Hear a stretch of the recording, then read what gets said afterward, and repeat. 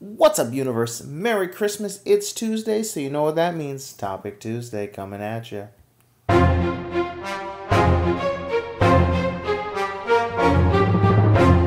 So welcome back to the web's first must-see comic and nerd culture show. Welcome to Comic Universe, guys. I'm your host, as always, C-Dubs, and I'm riding solo on this video. And guys, it is Tuesday. It is Christmas. I want to wish everybody a Merry Christmas, but we all know what Tuesday means, and that means we got to bring you guys a topic video. There's no rest for the wicked around these parts. If we want to grow, we got to put in the time. We got to grind it out, guys. So without further ado, today's topic is we're talking about the top 10, or my top 10 alternative Christmas films. Now, alternative Christmas films can kind of vary. It can have the theme of Christmas within it, therefore it can also have Christmas as kind of a centerpiece or just kind of a motif in the background. It can pertain to Christmas, but not necessarily the joy and holidays, if you will. Just to kind of put into example, which, no spoiler alerts, if you will, it is on this list, but we'll have to wait to find out where. Things like Die Hard. Considered a Christmas movie by some, but not by all. It does take time during Christmas. It is in the background. So it is something that happens quite often, if you will. So we're going to go ahead and run down my top 10 alternative Christmas films. At number 10, we're going to go ahead and jump right into the holiday spirit with Krampus. This movie came out just a few years ago, and it is a dark comedy if there ever was one. It's also a horror movie to a certain degree. I didn't find it very scary. I find it very comical, but I can understand if you're too young watching this film to be kind of weary and scared. This movie takes the story as Krampus as we know it, kind of gives it an American twist to it, does its best to stick to some of the tradition, and basically we finally get to see in a full screen, big screen debut of the Krampus, if you will. The Krampus being a urban legend Christmas tale, he is basically the counterpart to St. Nicholas, Santa Claus, if you will. You know, he doesn't just come, if you've been given coal by Santa, you need to watch your back because the Krampus is coming for you to whip you with his reeds, if you will, steal you and take you away in his sack. And in this movie, we find out that he not only takes you, he'll take your entire freaking family and laugh in your face when you're crying and begging to get them back.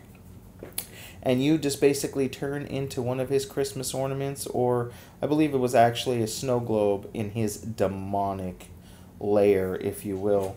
But check this movie out if you haven't. It's an absolute blast. You get to see like killer jacket boxes and things to that nature, and killer teddy bears, killer gingerbread men. Absolutely a riot, if you ask me. Loved every single second of it. At number 9, funny enough, is a movie within the MCU that I consider not to be one of my favorites. But when I start to think of my favorite alternative Christmas movies, this one is definitely in there, and it is Iron Man 3. Shane Black, he likes to kind of put Christmas in the background of some of his movies. He uses it, I've seen interviews where he says he uses it as a tool to kind of bring together the audience and the people in the actual movie to make them more relatable, seem more realistic, if you will, and kind of bring you more into their world. We all know the story. If you are a fan of this channel, I'm pretty sure you had to have seen Iron Man 3 by now.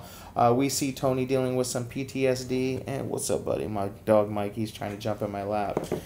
We see Tony deal with his PTSD and trying to kind of be somewhat of a role model, if you will, to a kid. And this movie does take time during Christmas time, if you will. It is a very subtle nuance. It's not something that's forced down your throat or something that's really impactful into the movie, but it does take time. It does take its time to mention it a few times. You know, Merry Christmas, it's Christmas time. Mikey just staring into the lens. And, it's actually not that bad of a movie on its own, but just stacked up against some of the other movies in the MCU. It's just not one of my personal favorites. But, again, in the realm of alternative Christmas, Mikey, just chill. Alternative Christmas movies, definitely a good one, if you will. Now, moving on, my phone will actually turn on so I can look at my list. Oh, my gosh. Alright, so moving on to number 8, The Friday After Next. The Friday After Next, at first glance, does not look like a Christmas movie, but it is. Again, takes place during Christmas time. The motif is definitely there. You can see it in the background. It's actually part of the foreground as well. They mention Merry Christmas many, many times. It's absolutely hysterical. I love it. You know, Cat Williams is one of a kind in this one. This is kind of where his star was starting to take off before getting beat up by 13-year-olds and all the drug charges and falling off of the, you know, stand-up comedy scene.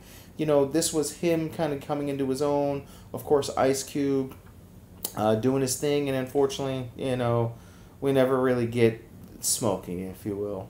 But I do love that movie. Check it out if you haven't checked it out. Now, it's not for everybody. It is a stoner comedy with a lot of stereotypes to urban society, so I can see some people getting upset over it, some people just finding it a hoot, if you will. Moving on to my next movie, the 7th movie in my list, if you will, is actually going to be a tie between two dark horror Christmas classics, if you will. Black Christmas and Silent Night, Deadly Night. Both of these movies are very similar, just in the tone, if you will. It is definitely the two most iconic horror Christmas movies, if you will. I find it a little hard to decipher which one I like better. I think I like Silent Night, Deadly Night a little more. But of course, without Black Christmas, we wouldn't be getting Silent Night, Deadly Night at all. So we do owe a lot of, if there are any fans out there of Silent Night, Deadly Night to Black Christmas. Check them both out if you haven't. I can remember many times, and this is going to sound a little morbid, walking through the halls of Blockbuster, which, if you're too young to know what Blockbuster is, I am very sorry you missed out. It was a gem, and it still boggles my mind how we don't have video stores around anymore. I don't care about all the streaming. There was just something special about going to your local corner store, picking out a movie, picking out some popcorn and candy, and going home and just vegging out on the couch. There was something about it. It was a part of the experience and the process. But unfortunately, all that is gone now. But yes, check those movies out. Definitely, absolutely awesome. My number 6 is going to be Rocky 4. My favorite Rocky movie, period. I know it's not necessarily the best. I know the first two are way better of movies. But there's just something about the tale of revenge and camaraderie between Rocky and Apollo that I absolutely love. And I love the whole, like, medicine and modern technology versus just rough, rugged, getting down to nature, if you will. Just that battle between the two, the yin and the yang, and really Rocky becoming an American hero, and in all intents and purposes, this is, you know, a movie came out during the height of the Cold War, if you will, and, you know, even if for a short time, and even through just, you know, the magic of Hollywood, we got to see some peace between the Soviet Union or Russia, if you will, and the United States, and it was all thanks to Rocky knocking out Drago, if you will, and, you know, if he dies, he dies.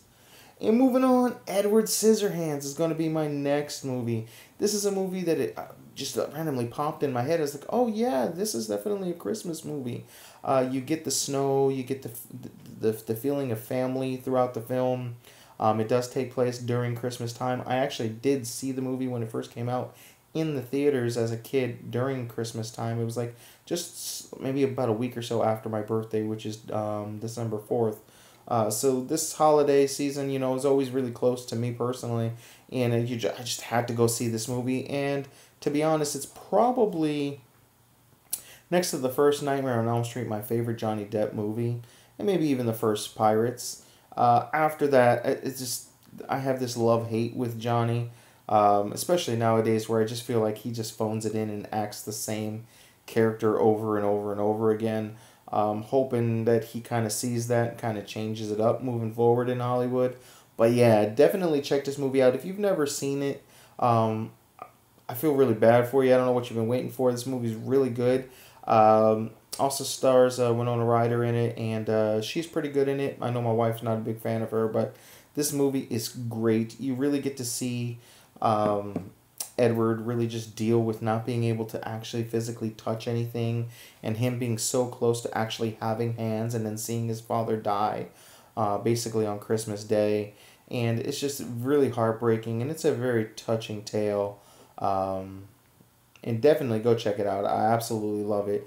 I would put it in the same type of vein of like a Nightmare Before Christmas. There's something dark and twisted about the movie, but it's not dark like in terms of scary or shady or anything like that. There's just something so wonderful about it. Maybe a little bit of a gothic Christmas. Maybe that's a little bit better in terms of the type of movie it is. But I love the movie. It's actually, one of my fondest memories as a kid going to the movie theaters to go see that. Absolutely great movie. Check it out.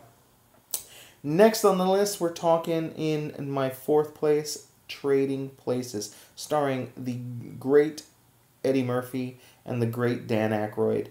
This movie was absolutely phenomenal. I loved it as a kid. I loved it as an adult. It's hysterical. If you've never seen the movie, basically we're talking rich man becomes poor, poor man becomes rich. They basically trade places and see how they kind of deal with life and just the different lifestyles, and they get to kind of see how the other lives, and they earn some respect for each other down the line, not to mention wanting to kill each other throughout the movie as well. Again, it starts off with Eddie Murphy just kind of being a swindler, a scammer, if you will. He's pretending to be handicapped, just kind of pushing himself around on a board, acting like he doesn't have legs or they don't work. And Dan Aykroyd he comes from money, and then all of a sudden, some of his business partners kind of flip the script and just prove that anybody could do it. And it's just a great hysterical movie, classic, from the good old golden age, if you will, of Saturday Night Live. Two of the biggest actors from that show kind of just putting on a great, great movie. Again, takes place during Christmas time. We see Dan Aykroyd dressed as Santa Claus, hobo Santa Claus, if you will. And just one of the greatest movies those two have ever been in together. And it was definitely in the height of both of their popularity as well. So check that movie out. You'll absolutely love it.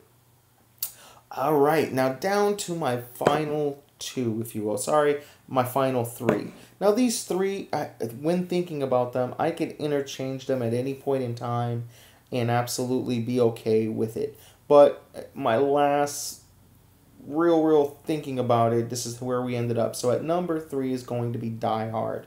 Yippee-ki-yay, motherfucker. Now this movie, we all know it. Trapped inside of a building during Christmas time. There's 12 bad guys he has to kill. Hans Gruber is just one of the most classic, iconic movie villains of all time. And we get Bruce Willis doing his thing barefooted. His wife's name is Holly, which is kind of funny too, just kind of fits right in with that Christmas motif as well. And it's just really good. And we get to see Carl Winslow. I know that's not who he really was, but in my opinion, Carl Winslow be Carl Winslow. And that is a TGIF reference if hopefully you get it. If not, Google it. You'll figure it out. A great movie, one of the greatest action movies of all time. Probably top 5, I would say, on most people's lists in terms of action movies, Bruce Willis movies, and obviously alternative Christmas movies. And even some people would throw it in as a mainstay of Christmas movies. And depending on the day, I would do the same. At number 2, Batman Returns. That's right. This is definitely a Christmas movie. Takes place during the holidays. We have snow throughout the city. We have Batman coming back to fight the likes of Penguin and Catwoman. And in this movie, we also get to see the lighting, Gotham's lighting of the Christmas tree, and all the bats and the young lady who falls on the Christmas tree. So it's definitely Christmas forward. It's in the background. It's throughout the whole movie.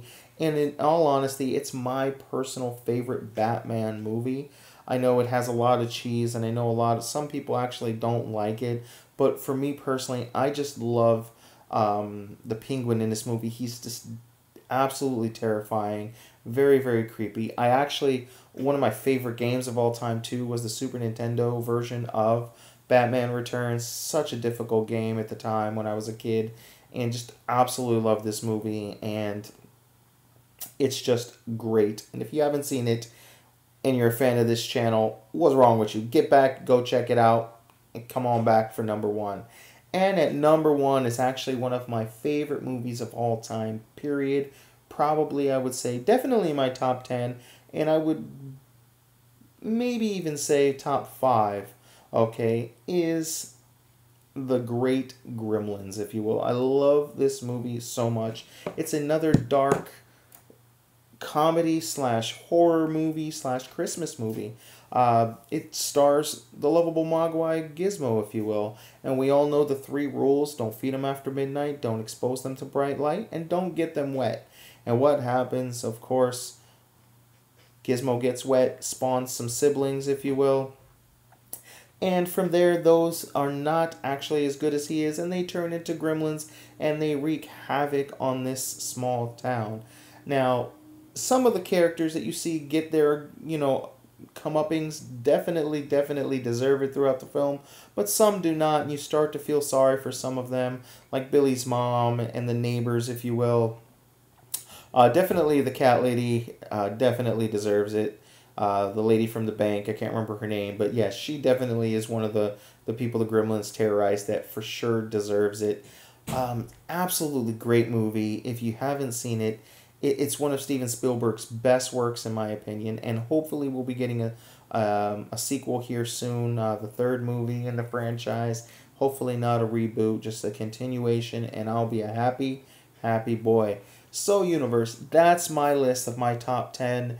I'm just trying to put together a quick video for you guys for Topic Tuesday. And for today's topic, I want to know, guys, what are your top 10 alternative Christmas movies where Christmas isn't necessarily the theme of it all, if you will. It can be in the background, it can be in the foreground, it can even be a part of the title, for instance, like Silent Night, Deadly Night, and Black Christmas, and things to that nature. But Christmas isn't necessarily the forefront of it all. Let us know in the comments below, guys. And until next time, I'm C-Dubs, and I'll see you in the universe. Peace, and Merry Christmas.